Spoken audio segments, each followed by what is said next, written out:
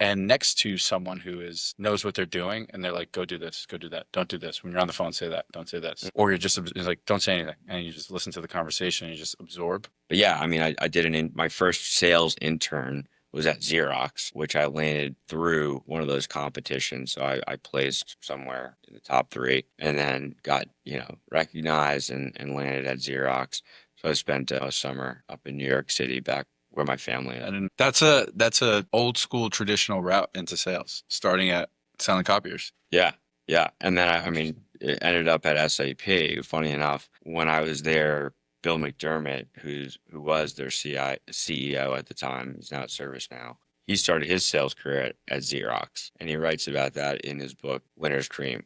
Interesting. What is it about selling for Xerox or selling copiers that is, I guess, foundational, like a place to start for people?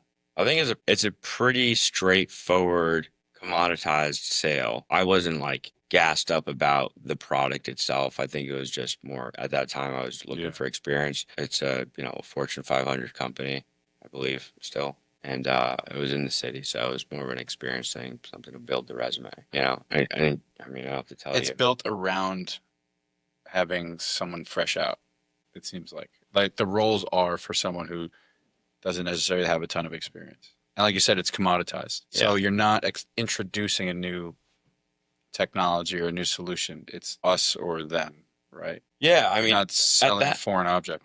Yeah, looking back at it, I mean, I didn't learn a whole lot. It was more of an experience. I got to shadow meetings. I wasn't really tasked with much other than some like Excel work, doing some market research. It wasn't really challenging, but it was a great experience, of course, because of where I was at, which is a awesome awesome Yeah. culture in itself. And then just seeing the lifestyle, right? Which is like with what you're doing is paramount. Like understanding beyond the job description, the roles or responsibilities and the black and white rack is like, okay, how does this translate? How does this look on a day to day?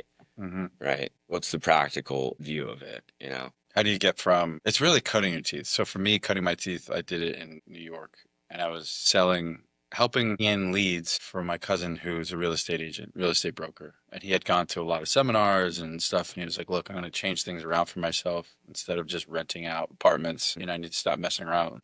I can take this seriously. Like I have so many clients Mhm. and I'm going to shift into sales in New York City. But what I need to do is have someone supporting me, sending out e-blasting and all this stuff. And the internet wasn't what it is today, where you have AI or these tools that can like automate a lot of your things. So I was like, calling, just grunt work, grunt work. But being in the city and next to someone who knows what they're doing, and they're like, go do this, go do that, don't do this. When you're on the phone, say that, don't say this. Or you're just it's like, don't say anything, and you just listen to the conversation and you just absorb. You need that. Otherwise, you just because you feel like a blank canvas or just a blob of mush. It's like I have this potential, but I don't know what to do with it. I don't know what to say, how to speak. I don't know the lingo, any of it. And then you have all these internal feelings of inadequacy as a young person. And if you don't, then you honestly, I think you're a little strange, right? Yeah. If you're overconfident, because you have to be ready to be coached. So I say all that to say I didn't have a traditional cut your teeth other than that. And that was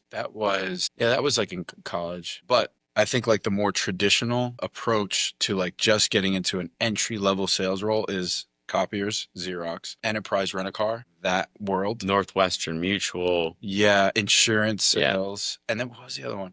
ADP. Yeah. ADP is another one. So there's definitely sales organizations out there that do a really good job and have, intentional programs to attract early talent at varying degrees. So to go back to your question, I mean, I wouldn't say I cut my teeth in sales at Xerox. That was an internship and it was an experience, paid experience. Where I really cut my teeth in sales was at Insight Global, staffing and recruit IT at the time. They've expanded now, but they were IT staffing and recruiting, where everybody starts as a recruiter.